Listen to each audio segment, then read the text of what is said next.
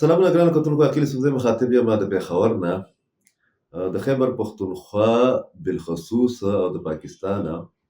چې کوم د سکیورټي صورتحال دی، په هغې کې تېره ورځ مونږ یو دوه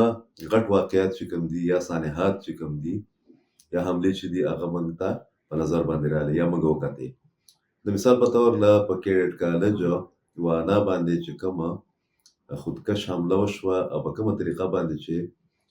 کوشش وکړی شو چې په سوونو باندې ماشومان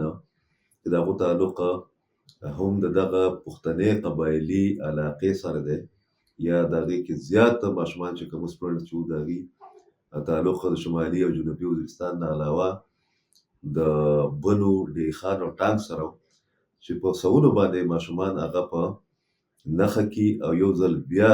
د 2014 د APS واقعه چې کوم ده هغه ریپیټ کی یا دوهراو کی. دا ډېر افسوسناک صورتحال دی، ډېر تشویشناک صورتحال دی. بل طرف ته موږ بیا وکتله چې په سباله باندې هم په دغه ډیوریشن کې یا دورانیې کې یو ځل بیا په اسلام آباد کې عوامي یو مقام چې کوم دی یا لوکیشن چې کوم دی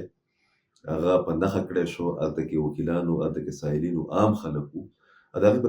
نتیجه کې 12 کسان چې کوم دي هغه شهیدان کړی شو، د 30 نه زیات چې دي هغه زخمیان شو. پکې د وانا والا کوم واقع چې ده دا ډېره زیاته الارمینګ په دې حواله باندې ده چې څنګه چې اتا تارړ او نور زمونږ سیاسي قایدینو خپل بیاناتو کې ویلي دي چې کو سکیورټي فورسز د کویک ریسپانس نه یې ورکړی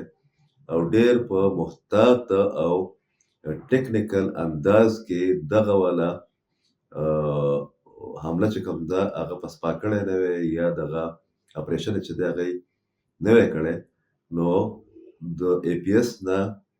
څو ګونه زیاته نقصان چې دی خدا نخواسته هغه به شوی. اگر چې د عوامي پرشر د وجې نه یا رد عمل د وجې نه خوارج یا کنه TDP وغیره د دغه دواړو واقعیاتو نه د لا تعلقي اظهار کړی دی. په دې کې شک نشته چې دغه دواړه واقعیات چې کوم دي یا حملې چې کوم دي دا کله د TDP یا خوارجو کړی دي. په کومه طریقه باندې چې د وانا کې کالج باندې د حملې کوشش وکړی شو، بیا د انټيليجنس د اطلاعاتو مطابق یا د ثبوت یا د شواهدو په بنیاد باندې دا تفصیلات مخې ته راغلل چې دغه حملور چې وو هغې ته باقاعده د افغانستان نه هدایت میلاوېدل، انسټرکشنز ورته میلاوېدل. دا د خبرې ثبوت دی چې کله د TDP یو ځل بیا د فورسز په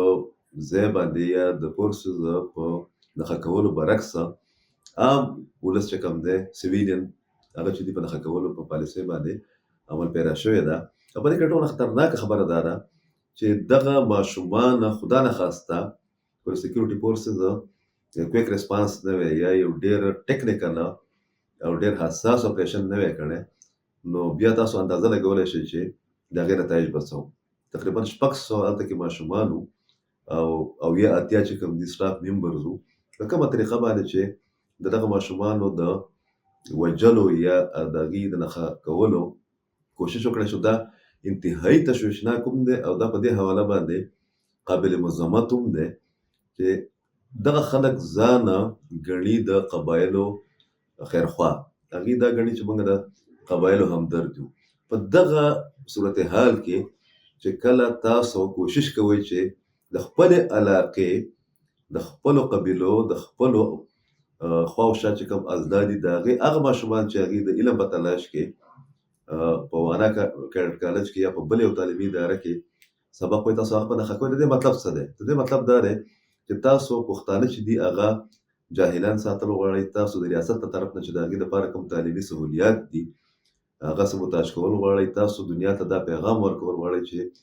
پښتنو ماشومانو ته، قبایلي ماشومانو ته غږ مسمانده ازلا ماشومان چې کوم دي هغې ته د تعلیم ضرورت نشته. دغه ته به صرف چې دی د افغانستان غوندې د تیارو یو ماحول به وي. دا چې دی کم از کمه د پښتنې معاشرې دپاره د دې صوبې دپاره زموږ د دغه کوم چې دی د جنګ ځپلو علاقو دپاره چې دا بلکل د هغو سره ظلم کول دي، د هغو سره دښمني کول دي. وخت راغلی دی چې موږ د خوارجو یا د دغه ټایپ ګروپونو چې هغې د افغانستان ځمکه د پاکستان خلاف استعمالوي د هغو خلاف خپله بیانیه چې ده هغه ډېره واضحه کړو او په دې خبره باندې خپل سر خلاص کړو چې دا خلک نه صرف دا چې د پښتنو د سیاست د پښتنو د ترقۍ د پښتني علاقې د استحکام دشمنان دي بلکې دا زمونږ د راتلونکي نسل د تعلیم او د هغو د ښه مستقبل هم دشمنان دي. ډېره مننه.